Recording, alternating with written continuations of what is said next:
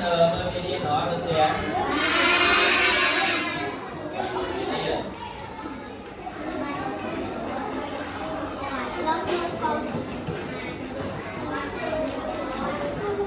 em ăn lên mê đi nữa bạn ăn hơi rồi bạn ăn hơi đây hả ngày nay dương tô đi mấy con thái đi mấy chú nhân lớp cô dương và đi sân đó tiền ai muối tiền ai pì tiền ai bầy đó được rút miên mà là sò một tháng cho ai cô dương nha đó sò thì muối đó sò thì muối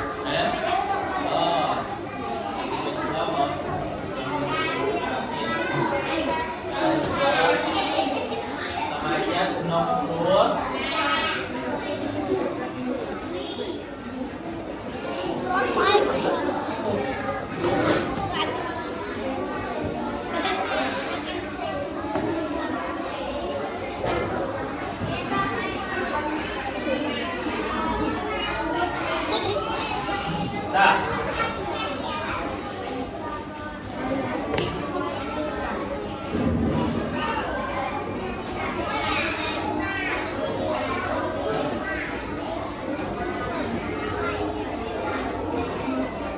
ta trung niên trong tu hối thà ta nên không mà cho cô đi miền mà nè đại miền mùi nghe miền buồn miền bay đây ta côn coi chung hỏi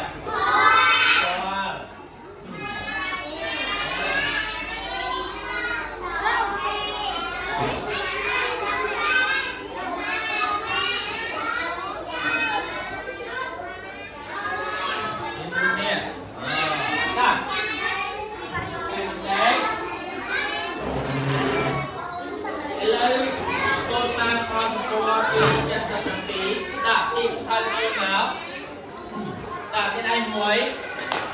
cái đây pí cái đây bầy ta bao nhiêu thời nữa mà tụi con đi chơi sập sập pí hai con mới thành nấu rút thịt còn dư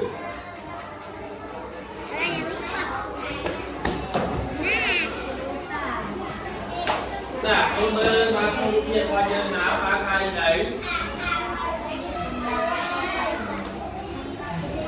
các cô biết ơi lúc kia bay ra tới ta nhanh phải bác con đi chân sập phi gì rồi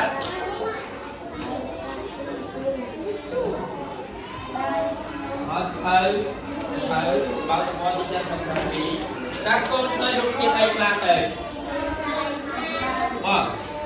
thêm các con ơi lúc kia ấy thì muốn với dịch hơi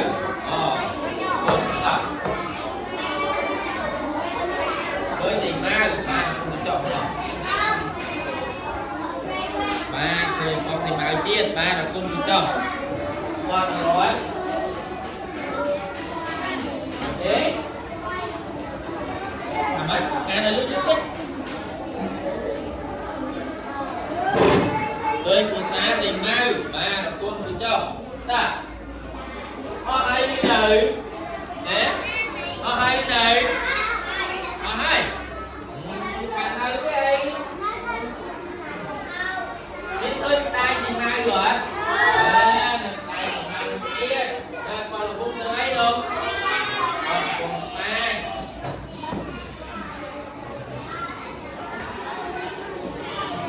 nè tao má côn mưa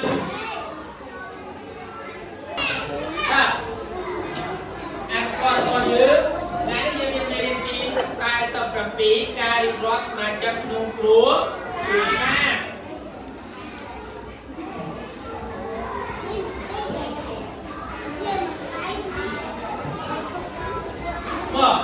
tâm áp lưu trong xuân hè cùng chất là tích gần tay 200 xem rồi lưu trong xuân hè ta được nông tập đi cố niệm ban từ chừng nòng trước ban đang chừng nòng trước ban mưa rụt thiệt hai trong sinh hai ăn tập con đến tôi cho mình dây em phi vậy đấy trong dây phi gì nào trong dây phi ba gì nào trong dây phi hai gì nào trong dây phi trên đợi mà cho như vậy phí của xa có giấy mai có cuốn cũng chó ta mình là cái thằng bao nhiêu hỏi trong dây phí tự trong dây phí thành mai cuốn cũng chó ta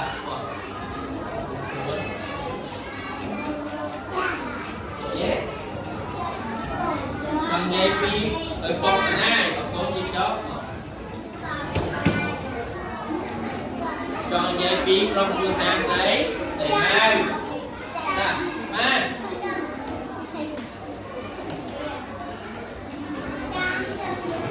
ba cái lớn lúc đó được ăn con đi ao cùng nào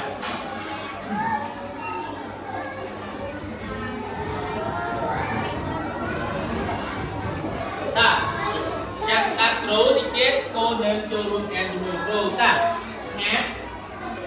bên tí sai sập ការរៀបរាប់សមាជិកក្នុងគ្រួសារការនិយាយចូលអានសម្ដីរបស់ស្រីម៉ៅតើស្រីម៉ៅនិយាយពីនរណាខ្លះ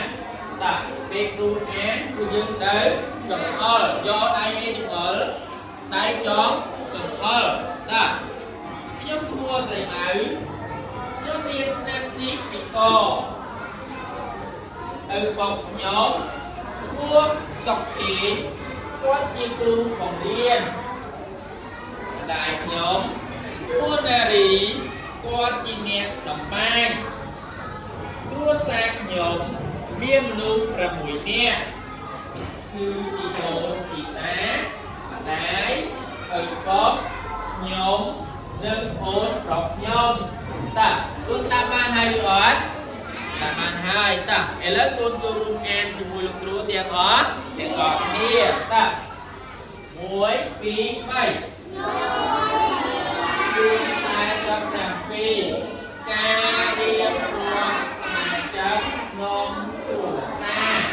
ការនិយាយចូលអានសំដីរបស់ស្រីម៉ៅតើស្រីម៉ៅនិយាយពីនរណាខ្លះខ្ញុំឈ្មោះស្រីម៉ៅខ្ញុំរៀនថ្នាក់ទី2ឪពុកខ្ញុំគាត់ជាគ្រូបង្រៀនតែខ្ញុំឈ្មោះនារី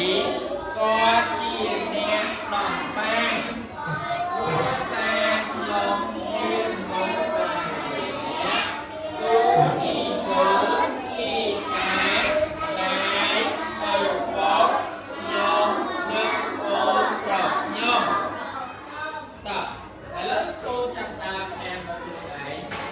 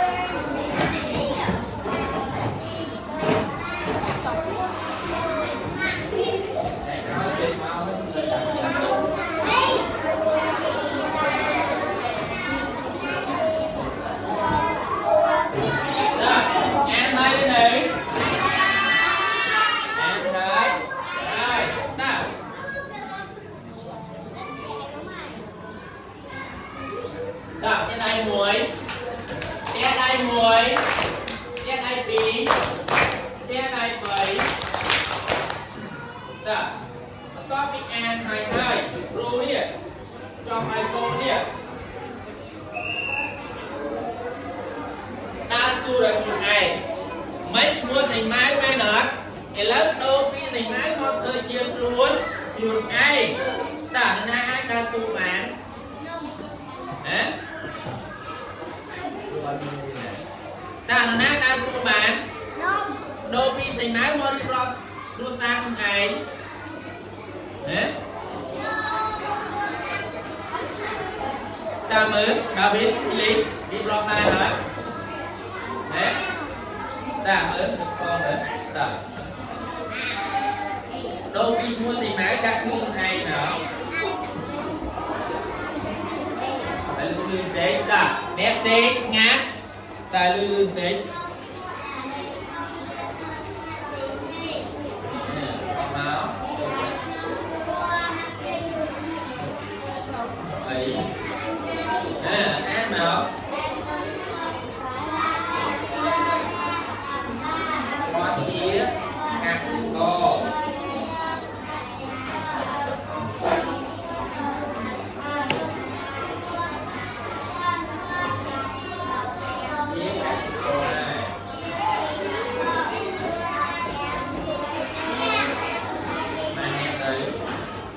Tôi sai dương chia sẻ như con này nè bạn ơi nha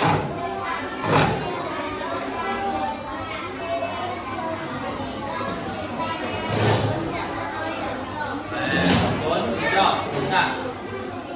đúng rồi hãy lương lương tế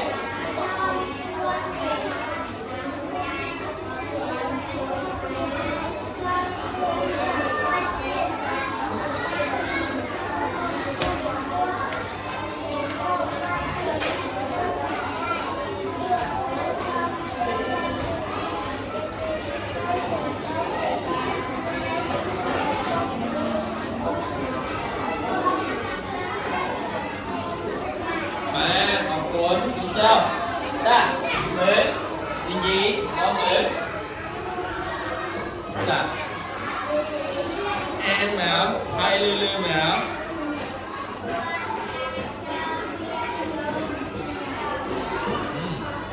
quên quên cái sang cái ăn ở mình đấy mình sang cái ăn ở đấy rồi ta cho phía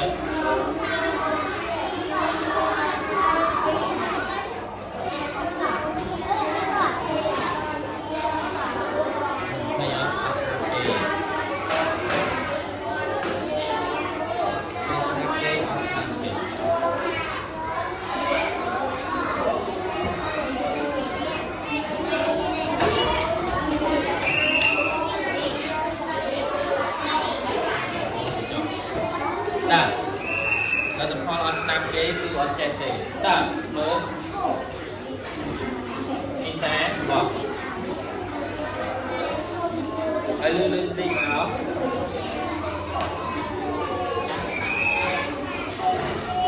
snap game đáy ngồi ghế đáy xin nè đáy như đường hồ này quỷ đấy đấy lại thêm vào này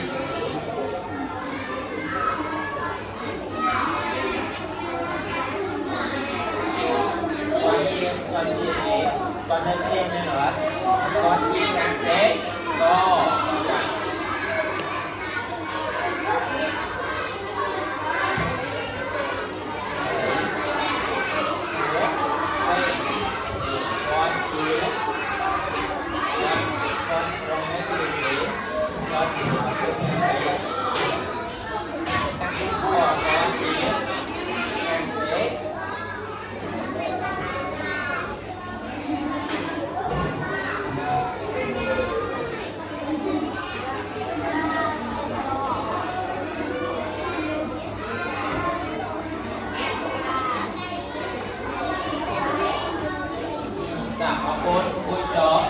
David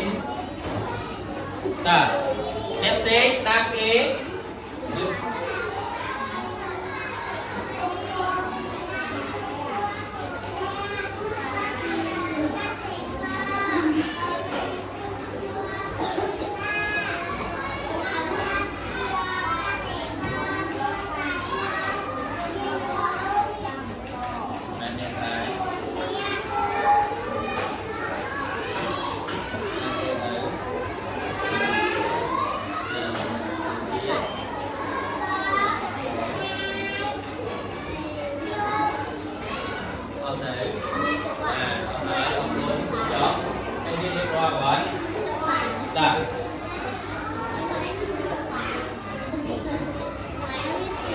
lương thế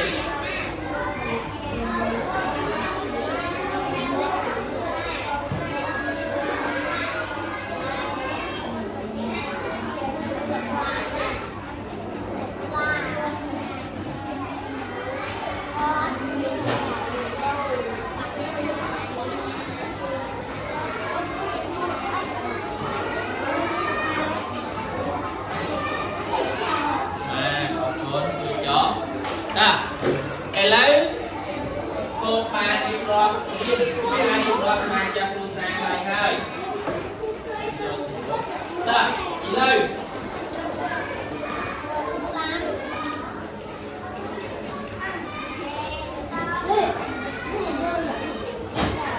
đó semua pik pik ăn hơi terus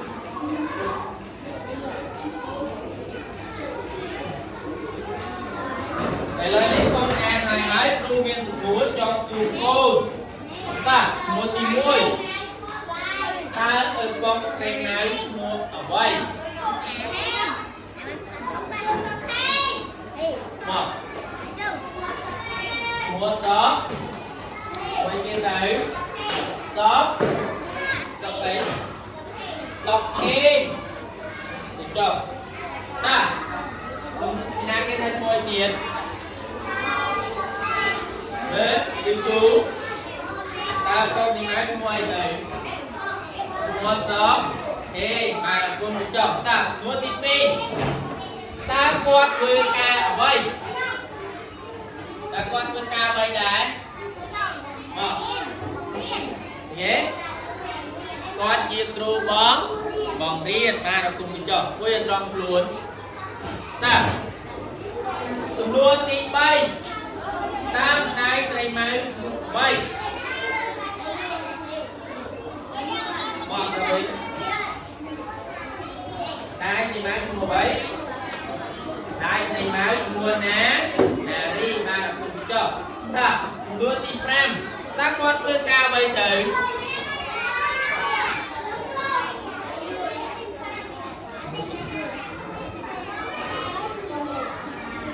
con vừa cá chi nè đó nằm mang ta học cuốn với cho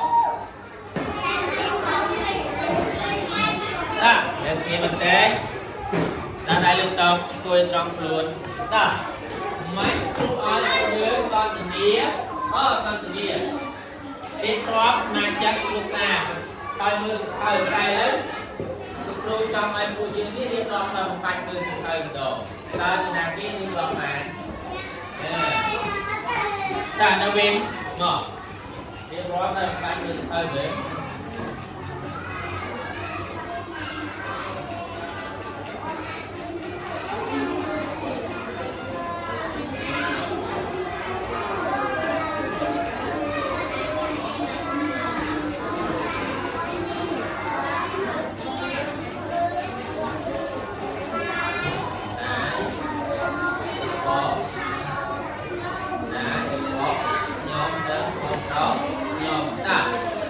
tập trên đây con sao ở bên muối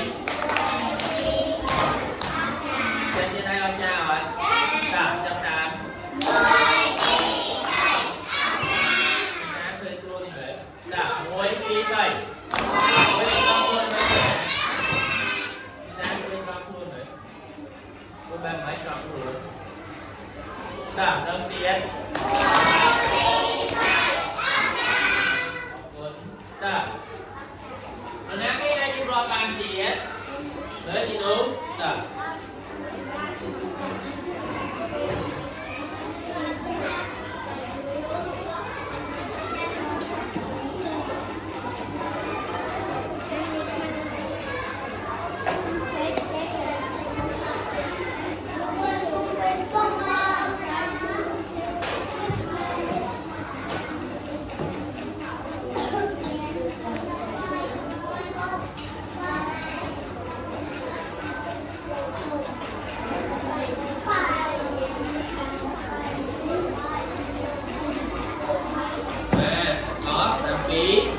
nè ta trên đây anh cha ơi xin đồ muối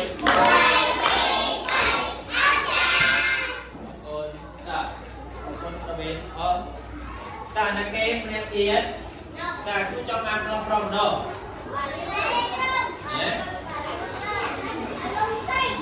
ta người ok không sắp khi nó tình em vậy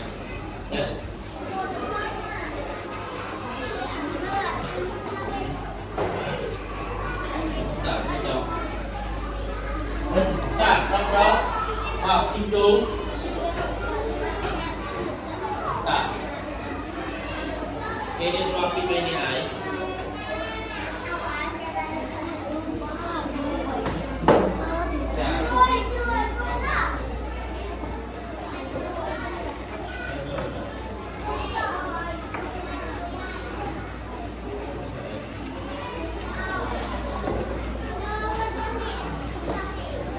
cho bạn rồi với ta lý điều ra một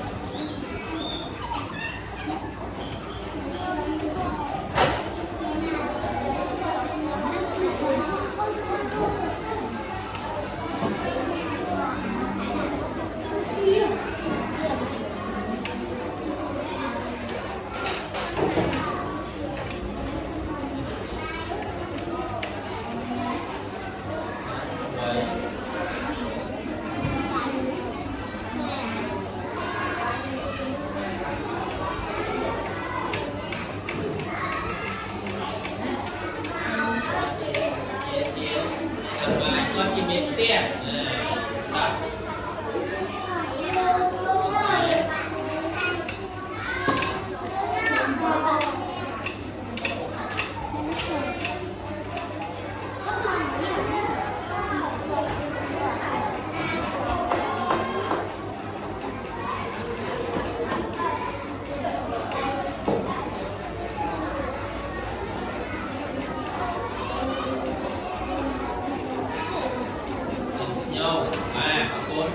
đã tiền ai ơi cha ơi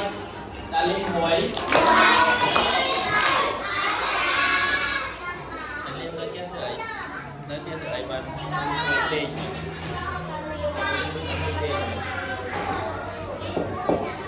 đi cô đi mang mang đi mày đi đâu mấy con đo là ngay nâng đi tiền ta biết tiếp đâu đi đâu vậy phải lươn tí nữa rồi để sao mà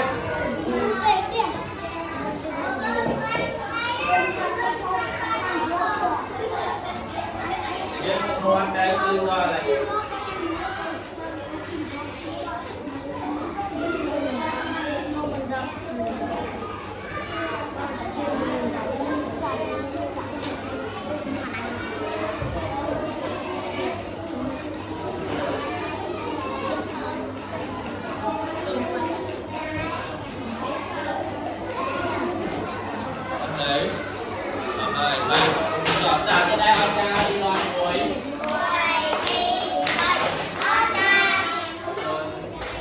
với con kia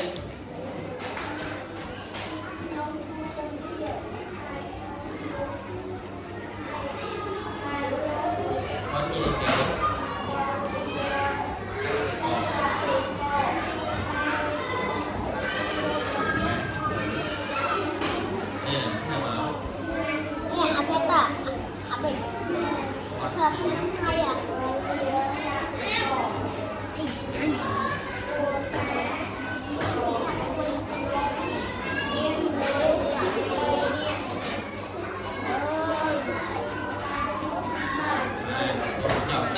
đây ơi cha ơi cùng tiền tuổi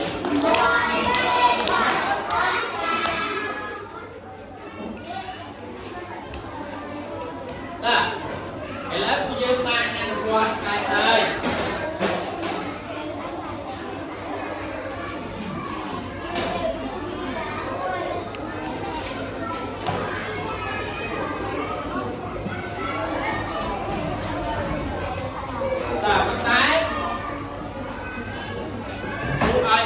mình ai học nè đi chân luôn cho bài phụ nữ biết ai là quan trên đây tu rắc tu tiền từ bên máu đi rồi tu xa từ bên máu trên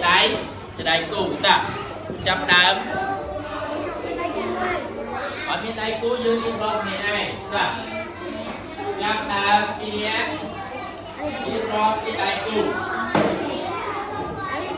dạ câu vậy dạ đi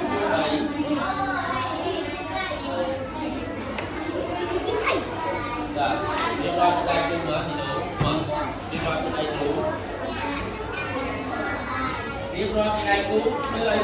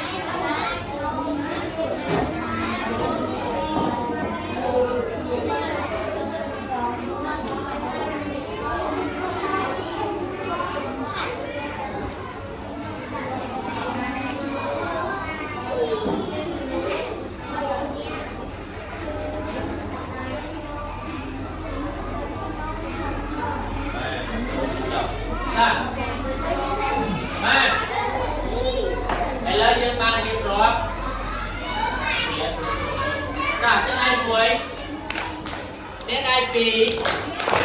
Tiết ai mấy. Ta. Lấy cô kim mà kim phải. Lúc miên cây cạp tiết ai cốn. Cứ. Tập tiết vinh. Trâu sở xe. Riêng rọt rùa xa. Dương cho một ai, con cho một ai. Đáy cho một ai, con chia nào nè. Ở con cho một ai. Con chia nào nè. Rùa xa miên một đoàn nè. Vì đâu, tự xế đã đâu rùa xịp hơi kia xa khá máy. Ngay chanh. Rùa nâng. Vì nớt mư. Khá nào nè. Gì? Mơ tam cái nè, mơ tam cái nè. Nhóm mua, cô hàng nhóm mua chăn liệt. Ở bọc bọc nhóm mua khó là có chia ai kì đặt cả sĩ cô vào. Lại nhóm mua ai kì có chia lại mua ấy. Ai có chia này kì rú xa miền của mình nè thái. Miền cuốn nặng cuốn, miền nặng nặng như đấy.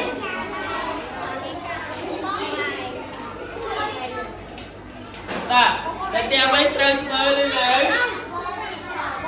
Riêng nó đang đây trong sự thấy. Biết rằng này, ta không sự khai biệt rằng